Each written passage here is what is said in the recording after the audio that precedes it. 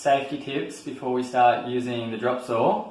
Firstly, make sure you're wearing a pair of safety glasses and earmuffs. Make sure your piece of timber is held firmly against the back on the back rail of the drop saw. When using the drop saw, I always recommend people not to hold your fingers on the inside of this circle. There's plenty of room to hold the timber firmly against the back rail with your fingers outside this inner circle, which means if the saw ever pulled your fingers or if something happened, your fingers are well away from the blade. Just in case of worst case scenario, you're holding your fingers here and the motor pulls the timber towards the blade, your fingers are going to be safe. Before you cut a piece of timber, make sure the blade is away from the material. Start the electric motor up to full speed before you start to cut the timber like this.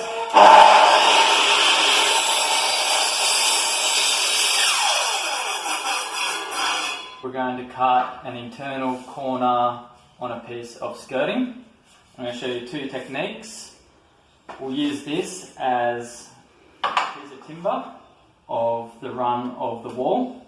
So go to your room, you measure the internal measurement of the wall, measure and cut 2 square ends.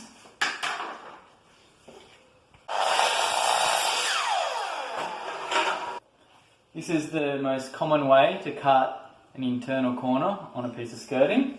So this represents our internal corner, and the most common way to cut it is through a scribe cut. So this piece is cut square into the corner of the wall, and then this side will cut our scribe. So set your drop saw to 45 degrees and then cut the end of your skirting all the way through.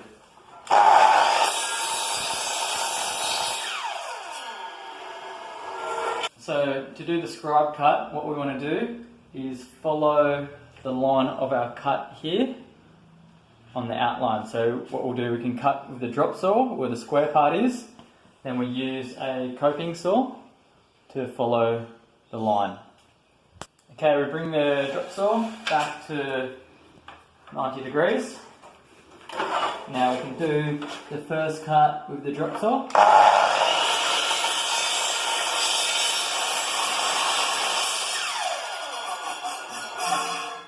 Always remember to keep your hand away from the blade. I always have to keep my fingers away from this inner circle to make sure it's safe.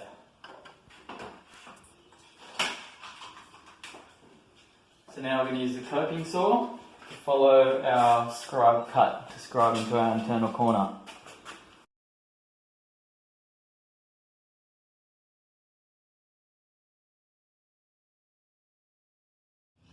So now we have our miter and scribe cut done.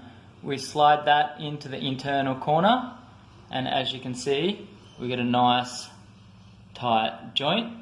Because this profile has a little flat lip at the top, the best thing to do is to mark the 45 where the miter meets. Mark the top of that, and then just take your chisel or knife and take a slight scallop from that internal miter so the timber sits flat.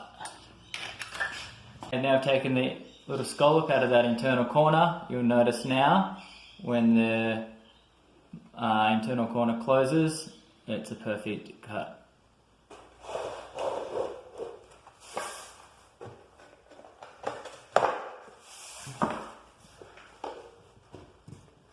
This is the second technique for cutting an internal corner with skirting. This technique minimises the time that you need to use a coping saw, and it's very good for more intricate types of skirting. Okay, the first step is to cut a miter 45 degrees from the outside point of the skirting.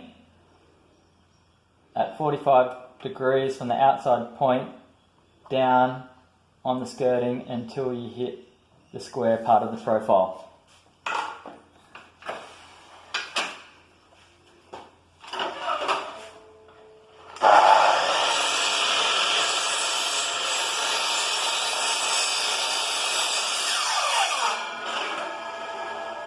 The next step is to use a sharp chisel and cut out the back of the skirting where we have done the cut.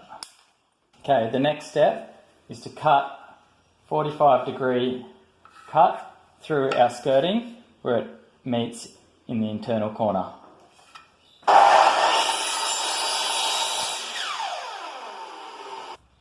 The next step is to set up the drop saw and simply cut a square cut until the profile changes on the skirting.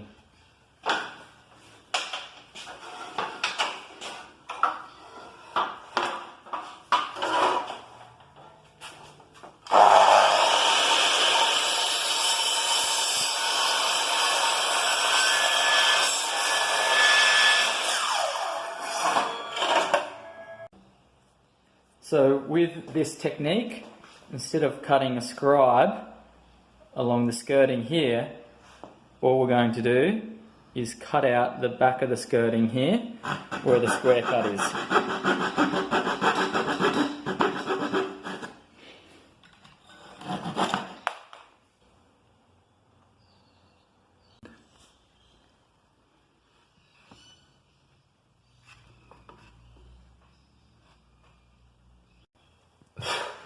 So this is how the skirting goes into the internal corner with this technique.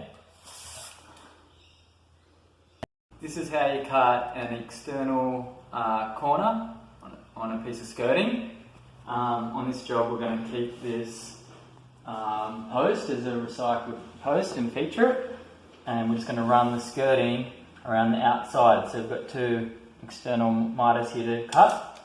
So what we're going to do, measure from internal point to the external point, which is 140 millimeters.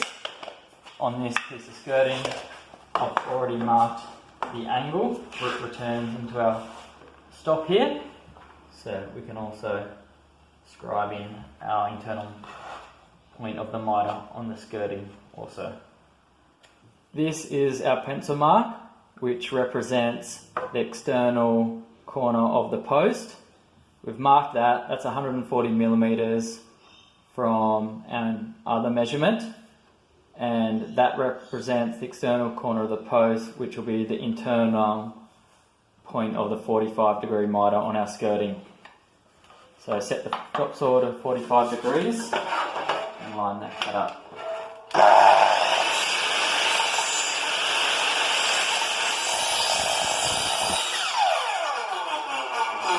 So this is the piece of skirting we've cut that fits against our post. We have our 45-degree cut that finishes in line with the external point of the post. Now on your next piece of skirting, you can cut a 45-degree angle where you can sit the piece into the corner and line up the external miter, and that's how it'll finish.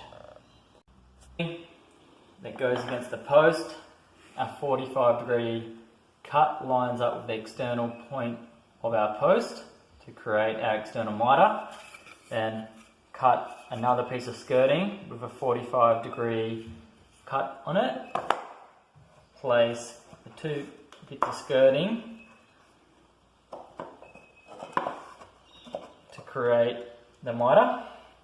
Then you can mark the external point on the skirting while holding the miter right to get the next miter. So now we cut the next 45-degree angle on our piece of skirting. Make sure we put the 45 degrees from the back point of the skirting coming away where our mark is.